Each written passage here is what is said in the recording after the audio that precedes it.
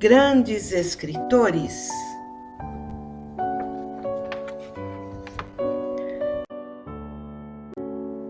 Lord Byron.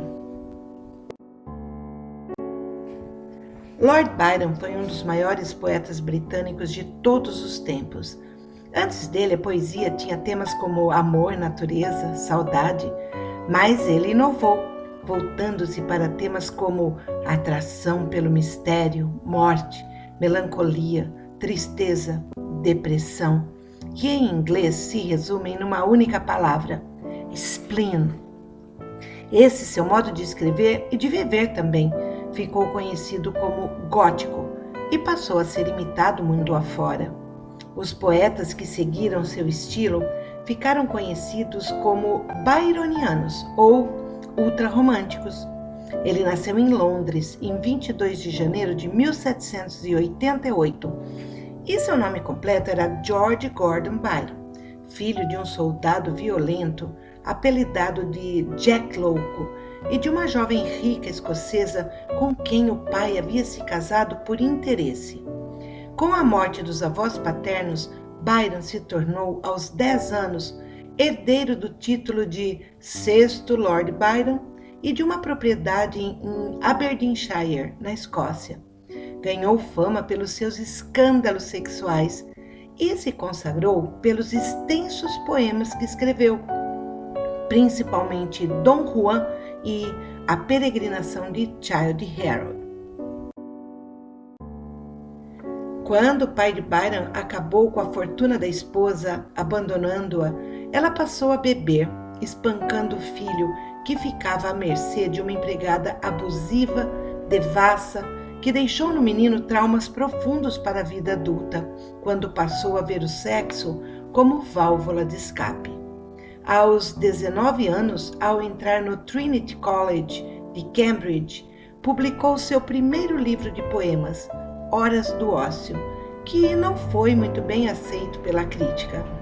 Tinha uma perna menor do que a outra, mas era muito belo, de pele clara, cabelos escuros, olhos azuis, rico, excêntrico e adepto do amor livre, o que o levou a se relacionar com incontáveis homens e mulheres, dentre elas sua meia-irmã Augusta Lee e sua prima Anne Isabella Milbank, com quem se casou e teve sua única filha legítima. O casamento durou apenas 1 ano e ele dizia que os homens são mais inteligentes, mas as mulheres beijam melhor.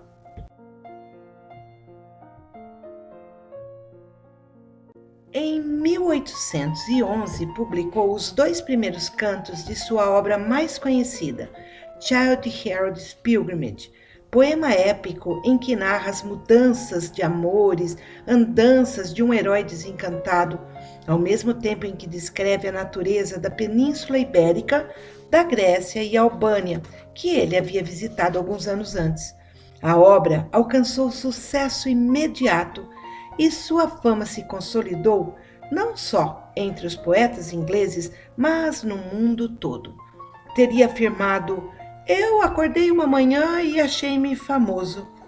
Nessa época, teve um romance escandaloso com uma mulher casada, Caroline Lamb, que tentou suicídio com um punhal na frente dele e que teria escrito a célebre frase: "Ele é louco, mau e perigoso de se conhecer", o que fazia com que as mães tampassem os olhos das filhas quando ele passava.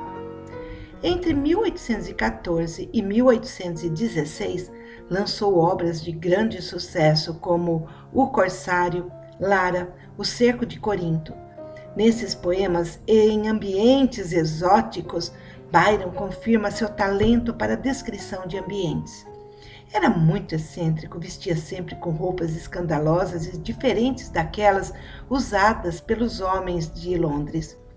Por conta de denúncias de escândalos sexuais nos quais se envolvia, fugiu da Inglaterra em 1816, mudando-se para a Suíça, onde escreveu o canto 3 de Childe Harold.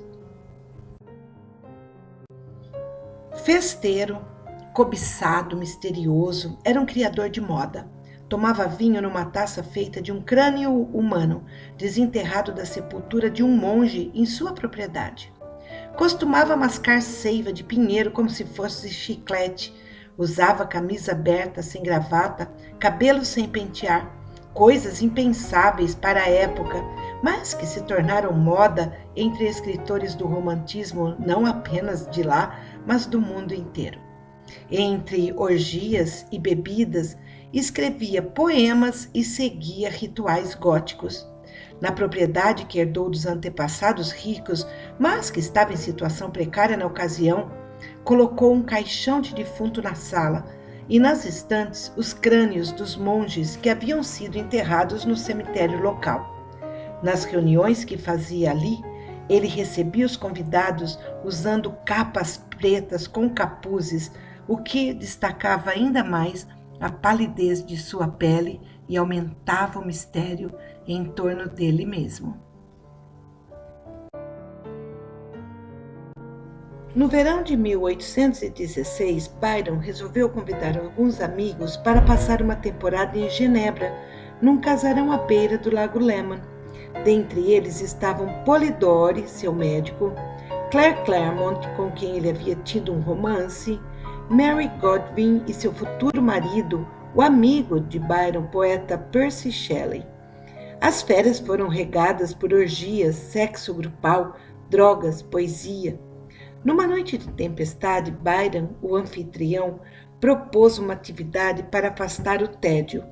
Cada um deveria escrever um conto assustador.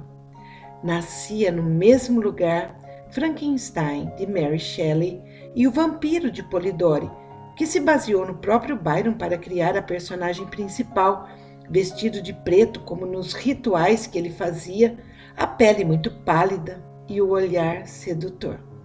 Esse conto foi a base da história de Drácula, escrito pelo escocês Bram Stoker em 1897.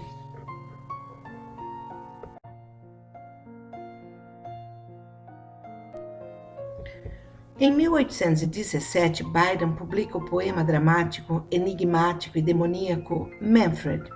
Mudou-se para Veneza e compôs, em 1818, o canto 4 de Childe Harold's Pilgrimage e Beppo, uma história veneziana, um poema de tom ligeiro e cáustico em que ridiculariza a alta sociedade de Veneza. Em 1819, começou o poema Dom Juan, sátira brilhante, que deixaria inacabada. Ainda nesse ano, assumiu como amante uma nobre chamada Teresa, Condessa Guiccioli. Foi um escândalo, não somente porque ela era casada, mas também porque ele, Teresa e o marido dela viviam na mesma casa num ménage à trois. No ano seguinte, envolveu-se com a política, juntando-se aos combatentes pela independência italiana. Em 1821, faleceu sua filha com Claire Clairmont, Allegra, o que lhe deu grande tristeza. E, em 1822, perde o seu melhor amigo, Percy Shelley, que, assim como ele, havia comprado um barco enquanto morava na Itália. Naufragou, morreu afogado. Byron requereu o corpo e fez para ele um funeral viking, com uma enorme pira na praia. Levou as cinzas e as entregou a Mary Shelley. Desgostoso, em 1823, resolveu ir à Grécia, onde já havia estado alguns anos antes, para lutar contra os turcos pela independência daquele país. Chegou lá usando roupas excêntricas, montado num cavalo com um elmo diferente de tudo que os combatentes já tinham visto, mas o povo se apaixonou por ele. Foi aclamado como um de seus iguais e considerado um herói.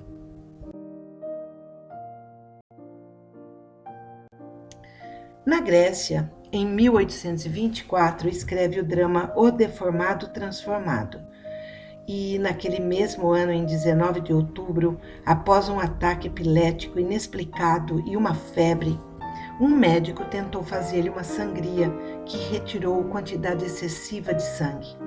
Aos 36 anos, na cidade de Missolonghi, o mundo perdia um dos mais empolgantes escritores de todos os tempos. Teria dito no leito da morte a um criado: "Meus médicos me mataram."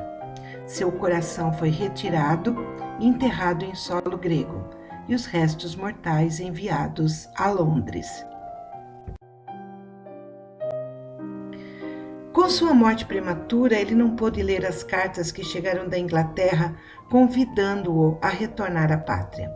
A obra e a personalidade romântica de Lord Byron tiveram, no início do século XIX, grande projeção no panorama literário europeu e exerceram enorme influência em seus contemporâneos, por representarem o melhor da sensibilidade da época, conferindo-lhe muito de sedução e elegância mundana. Depois de sua morte, os amigos encontraram seus escritos repletos de teor sexual, avançados demais para aquela época, e com medo de que eles pudessem comprometer ainda mais a reputação do amigo, atearam fogo, destruindo todos os seus pensamentos mais profundos, impedindo que a modernidade tivesse acesso a obras verdadeiramente originais.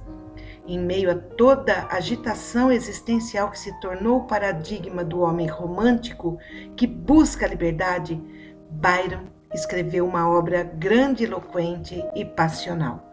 Encantou o mundo com seus poemas narrativos, em que não faltam elementos autobiográficos como Childe Harold's Pilgrimage, e depois o assustou com sua face satírica e satânica em Dom Juan.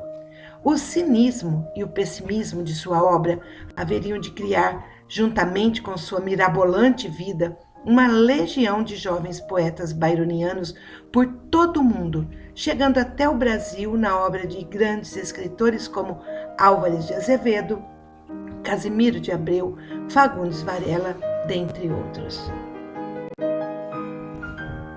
Amado na Grécia, onde seu coração permanece sepultado, os restos mortais foram transportados à Inglaterra contra seu desejo. Ao chegar a Londres, a abadia de Westminster se recusou a receber o funeral, alegando que ele era um pecador irreparável, mundano demais. Mesmo assim, o cortejo fúnebre foi assistido por milhares de pessoas. Byron foi enterrado numa igreja em sua propriedade, ao lado da mãe e demais gerações de sua família. Passados 145 anos de sua morte, em 1969, a abadia de Westminster construiu um memorial em homenagem ao mais libertino dos poetas ingleses, o bad boy do romantismo, o homem que inaugura um movimento totalmente diferente de tudo que tinha visto até então, um primeiro popstar mundial da literatura. Principais obras: Dom Juan, um poema satírico baseado na personagem espanhola do século XVII. Porém, em seu poema, Juan não é um conquistador inveterado, mas um homem facilmente seduzido pelas mulheres, movido pelas circunstâncias e vicissitudes do destino. Tem mais de 16.000 versos e é repleto de conteúdo imoral, mas foi imensamente popular na época. As meninas liam às escondidas. Já Childe Harold's Pilgrimage é um imenso poema composto de 4 partes que apresenta as viagens e reflexões de um jovem atrapalhado, misterioso, desiludido com a vida de prazer e orgias, que procura uma distração em terras estrangeiras. O termo child é um título medieval usado para jovens candidatos a funções de cavalaria. Curiosidades. Byron era bem baixo, media 1,50 m, tinha problemas com obesidade. Ele deixou um registro no qual ele apresenta um plano detalhado do seu ganho e perda de pesos ao longo de um ano. Foi a pessoa mais imitada da sua época, o corte de cabelo, as roupas, o estilo, se transformando em adjetivo byroniano, para significar excentricidade, mistério, melancolia, um modo alternativo de ser, o modo gótico de ser. Adorava cachorros. Quando a Universidade de Cambridge, onde ele estudava, proibiu cães nos dormitórios dos alunos, ele comprou um urso e com ele passeava pelo terreno da instituição. Sua filha legítima, Augusta Ada Byron Lovelace, foi uma cientista e é conhecida por ter escrito o primeiro algoritmo para ser processado por uma máquina.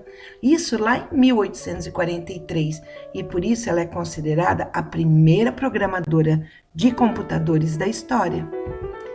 Byron não se sentia envergonhado por ser manco. Desenvolveu um modo próprio de andar, devagar, elegante, rapidamente imitado. Quando as pessoas debochavam do seu pé, ele dizia: quando um membro se debilita, sempre há outro que o compensa. Reza a lenda que uma criada chamada Susan teria deixado um exemplar de Dom Juan sobre sua sepultura quando ele morreu, e que durante muito tempo o exemplar ficou em estado conservadíssimo, como se alguém cuidasse dele eternamente. Mais um mistério na vida do nosso misterioso criador de mistérios. Lord Byron, um nome para não se esquecer. Byron escreveu um poema para sua taça. Chama-se A Uma Taça Feita de Crânio Humano, que tem a tradução de vários poetas famosos. Essa é do Castro Alves. Não recues, de mim não foi-se o espírito. Em mim verás, pobre caveira fria, único crânio que, ao invés dos vivos, só derrama alegria. Vivi, amei, bebi, qual tu? Na morte arrancaram da terra os ossos meus. Não me insultes, sorve-me, que a lava tem beijos mais sombrios do que os teus. Mais vale guardar o sumo da parreira do que ao verme do chão ser pasto vil. Taça, levar dos deuses a bebida que o pasto do réptil.